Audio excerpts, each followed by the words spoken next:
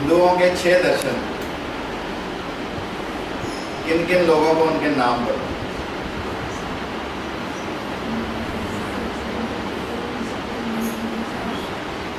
देखो, हम कहते हैं हम हिंदू हैं और हमारे 6 दर्शन, उन 6 में से एक गौतम का न्याय शास्त्र। यदि किसी को राजा की भूमिका अदा करनी हो, किसी को अच्छा वकील बनना हो, किसी को अच्छा मैनेजर बनना हो, किसी को अच्छा लीडर बनना हो, तो गौतम का न्याय उस व्यक्ति को आवश्यक रूप से पढ़ना चाहिए।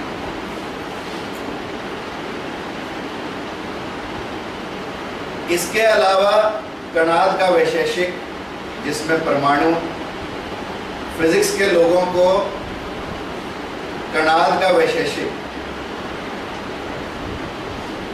जिसको ओपनहैमर जैसे साइंटिस्ट ने पढ़ा, जिनको आइंस्टीन जैसे साइंटिस्ट ने पढ़ा, भारत में भी पढ़ना चाहिए।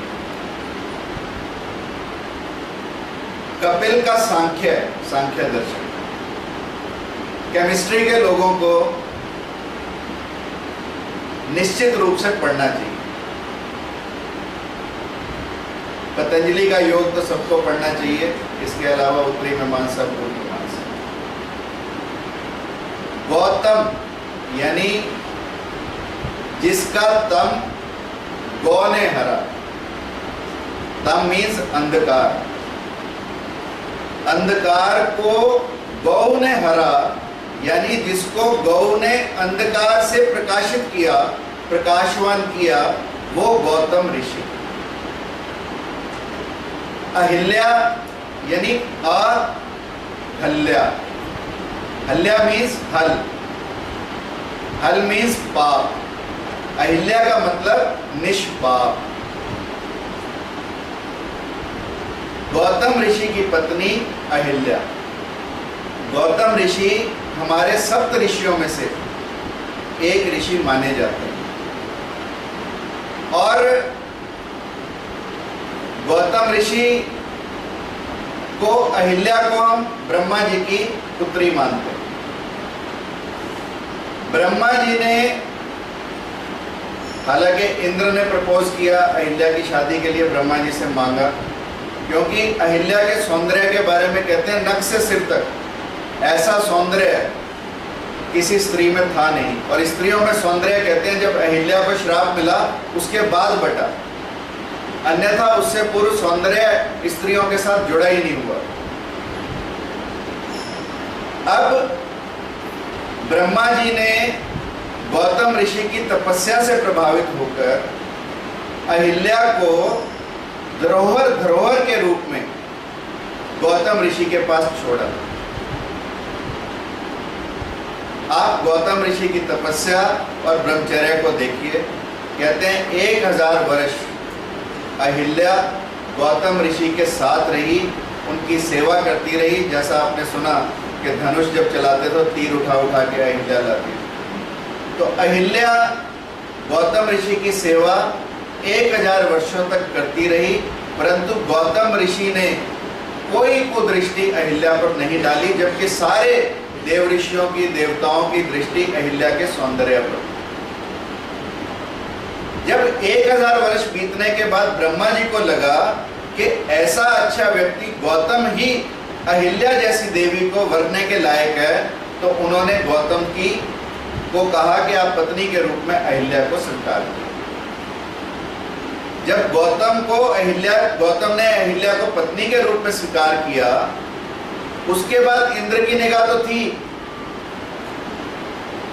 तो इंद्र ने एक दिन गौतम का स्वरूप धारण किया और चंद्रमा ने उस दिन मुर्गे का रूप धारण किया, चंद्रमा को साथ लिया। दोनों गौतम ऋषि की कुटिया पर पहुंचे। गौतम ऋषि सुबह सवेरे गंगा जी के स्नान के लिए जाते थे। उस दिन चंद्रमा ने मुर्गे का रूप धारण करके मानो 4 बजे उठते हो तो 2 बजे ही बांग दे दी। गौतम ऋषि ने सोचा कि भोर हुई और वो गंगा के किनारे चल दिए। इधर से इंद्र गौतम ऋषि का वेश धारण करके अहिल्या के पास चला गया। और जब गौतम ऋषि को गंगा किनारे जाकर पता लगा कि अभी तो भोर हुई नहीं है, तो गलती से आ गया, तो वो वापस अपने घर आए और घर पर जब इंद्र को देखा निकलते हुए तो गौतम ऋषि को क्रोध आया। उन्होंने इंद्र को श्राप दिया कि तू अब स्थायी नहीं रहेगा, और अहिल्या को श्राप दिया कि तू पाषाण की हो जा, तू पत्थर की हो जा। और जो इंद्र को श्राप दिया वो श्राप ये था कि तू अंडविहीन यानी टेस्टी लेस हो जाए, टेस्टीज जिस व्यक्ति की खत्म हो जाए ऐसा व्यक्ति तू हो जाए।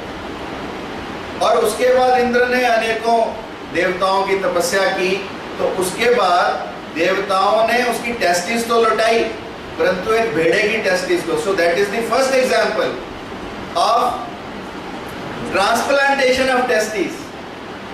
Till date, no transplantation of testes has been done, but we have in our literature transplantation of testes, which was done, and that also from another species, not only from a human testis to human testis, but from another species, भेड़े की जो testis थी वो इंद्र को transplant की। So that is another point which the scientists can further deliberate upon. ना और चंद्रमा को भी श्राप दिया। अगर चंद्रमा में आप देखते हैं अभी चंद्रमा में कोई दाग है तो गौतम ऋषि का श्राप है, क्योंकि चंद्रमा ने इंद्र के गलत कार्य में इंद्र का साथ दिया, मुर्गा बनकर बांग दी, दिन जल्दी निकाला, तो उस वजह से चंद्रमा पर भी जो आज हम दाग देते हैं देखते हैं, कहते हैं गौतम ऋषि का श्राप है। तो अहिल्या को भगवान राम ने जब छुआ तो अहिल्या दोबारा पत्थर से मूर्त रूप में हुई। अहिल्या का उद्धार भगवान राम ने किया। इसलिए अहिल्या को भी हम पूजते हैं, अहिल्या को भी देवी मानते हैं, सतियों में उसकी गिनती करते हैं। और गौतम ऋषि क्योंकि हमारे 6 दर्शनों में से एक के प्रणेता हैं, इसलिए न्याय दर्शन के प्रणेता गौतम ऋषि को माना जाता है। और आप लोग ज़्यादा पढ़ सकते हैं, मेरे को तो अभी थोड़ा सा समझ में आया न्याय दर्शन, परंतु पढ़ना चाहिए। Everybody must read and try to read it. और जो मैंने बाकी दर्शनों की बात की वो भी सब लोगों को एज ए साइंटिस्ट, क्योंकि हमारी पढ़ने की दृष्टि और होगी, तो ज़रूर पढ़ने चाहिए ताकि हम समाज को कुछ नई बात दे सकें। उसी भारत का जो अतीत है वो गौरवमयी अतीत है। इस दुनिया को 0 भारत ने दिया, इस दुनिया को दशमलव भारत ने दिया, इस दुनिया को यदि परमाणु की बात सबसे पहले किसी ने की तो भारत ने की, विमान शास्त्र भारत ने दिया, मिसाइल शास्त्र भारत ने दिया, धनुर्शास्त्र भारत ने दिया। यानी भारत की अनेकों अनेक कॉन्ट्रीब्यूशंस हैं जिनके ऊपर we can feel proud of. There is a book by Mr. Suresh Soni, भारतीय विज्ञान की उज्जवल परंपरा। जो लोग भी साइंस में इंटरेस्टेड हैं या साइंस से रिलेटेड हैं, they must read this book. It is a book worth reading. और उसमें भारतीय विज्ञान की प्रत्येक चीज, चाहे वो किसी भी शास्त्र से संबंधित हो, उसकी परंपरा, उसके पुराना इतिहास कहाँ से शुरू हुई, और जिस चीज़ को हम आज पढ़ते हैं वो पुरानी भारत में कहाँ व्याख्या उसकी की गई थी, अत्यंत आवश्यक। जैसे हम पढ़ते हैं कि कोपरनिकस ने सबसे पहले कहा कि पृथ्वी सूर्य के आसपास घूमती है, परंतु ये बात आर्यभट्ट ने हजारों साल पहले कोपरनिकस से कही। But today we are being taught in science, the first chapter we read is that Copernicus was the first person, later on Galileo. But we forgot about Aryabhat. We must not forget Aryabhat, because Bharat का जो अतीत है वो अत्यंत गौरवमयी है, और उस अतीत से भारत का भविष्य निर्माण हो, ये भी उतना ही आवश्यक है आज की युवा पीढ़ी को सीखना। यदि भारत की परंपरा में सभी दुनिया ने कोई चीज मानी एक भारतीयों के अंदर कि भारतीयों का एक खास गुण क्या हो सकता है, हर व्यक्ति ने माना, ह्यूनसांग ने भी लिखा, तो उन्होंने लिखा कि भारतीयों की सबसे बड़ी क्वालिटी यदि कोई है तो वो उद्यमशीलता, यानी एंटरप्रेन्योरशिप। और ये एंटरप्रेन्योरशिप हमारे जड़ों से निकले तो और भी अच्छा हो सकता है। और ऐसे प्रयास भारत में अनेक लोगों ने किए हैं। आप छत्तीसगढ़ में जाओ तो बांस से सुनील पांडे ने लोगों को बांस से कैसे अपना उद्यम, कैसे अपना व्यवसाय, और कितनी तरह की बांस के उत्पादन, और पूरे लोगों की दशा, पूरा मेलघाट छत्तीसगढ़ का इलाका, पूरी दशा बदल दी लोगों की। राजेंद्र सिंह ने राजस्थान में, आप देखें, छोटे छोटे जोहड़ जिन्हें गांव में आज हमने पाठ दिया, उन जोहड़ों की प्रासंगिकता, उन जोहड़ों की कितनी इंपॉर्टेंस है, उनसे छोटे छोटे डैम बनाकर खेती करवाई। और राजस्थान की भूमि जिसका ज्यादातर इलाका गैर उपजाऊ था, बिना उपजाऊ शक्ति के था, वहां पर लोगों ने खेती करना सीखा। इसी तरह सुभाष पालेकर ने महाराष्ट्र में 0 बजट खेती। इस तरीके की जो चीजें हम आगे निकालेंगे based upon what is written in the past, तो हम लोग निश्चित रूप से भारत को एक नवीन दशा देंगे, एक सुदृढ़ दिशा देंगे।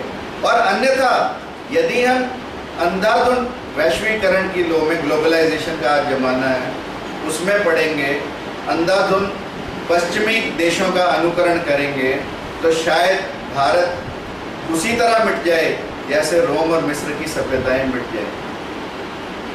यदि भारत की सभ्यता को सनातन रहना है, भारत की सभ्यता को सुदृढ़ रहना है, तो भारत को अपने अतीत को नहीं भूलना पड़ेगा। अपने अतीत को याद करना, और अतीत में जो विशेष रूप से हमारे दर्शन थे, हमारे वेद थे, हमारे उपनिषद थे, उनके बारे में थोड़ी थोड़ी जानकारी लेना हर व्यक्ति का कर्तव्य है, हर भारतीय का कर्तव्य है। यदि हम वेदों को पढ़ेंगे, उपनिषदों को पढ़ेंगे, अपने दर्शन को अपनाएंगे, तो जब लोग भारत की बुराई करेंगे, भारत के बारे में गंदा गंदा बोलेंगे, तो कम से कम we will have the material to support, no हम क्यों महान हैं। इसलिए I will request all of you, since now we are a university, we have the responsibility of carrying on research also. So that research should be oriented in a fashion whereby we come out with some new vision based upon our ancestral material, based upon the material which is written here for years and years together and which is still lying unread. और यदि हम ऐसा कर पाए तो शायद हम औरों से अलग भी हो पाएंगे, और शायद हम विश्व में अपना नाम कमा पाएंगे। अन्यथा research is a useless bundle of papers, that kind of. Our research should not be like this. Our research should be some result oriented, whereby we come out with something extraordinary, something new, something novel, something novice. Otherwise, such researches are carried on everywhere. If you want to be a routine university, you can carry on to be a routine university. But if you want to be a university with a difference, here I am giving you few lines whereby you can lay the foundation of a university which believes in carrying out research which will give a new direction to the country. Thank you very much.